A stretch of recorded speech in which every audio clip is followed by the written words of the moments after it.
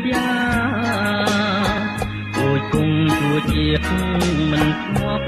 លោកាមនុស្សគ្មានខ្លឹមសារឈ្មោះថាជនចោលជាតិ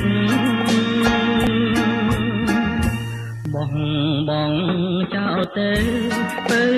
គុំនឹកนุ่งโดยផ្លែល្ងាកុំយកខ្លួនទៀតនឹកបោកប្រាំខ្លាចដោគ្រប់គ្នាជីវិត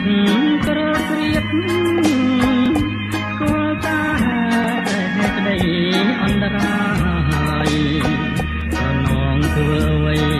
អាឡ័យអ្វីទៀតម៉ាស់អងធម្មជាតិងៀតចិត្តឆ្ងាយដកជន់ពីលអសោចជាប់កាយ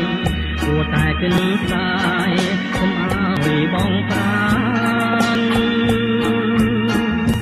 សត្វត្រូវសួរពូជបងខូចគេឈ្មោះ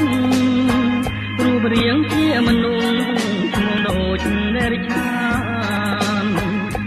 ទ្រព្យសម្បត្តិជីជាន់បំពេញ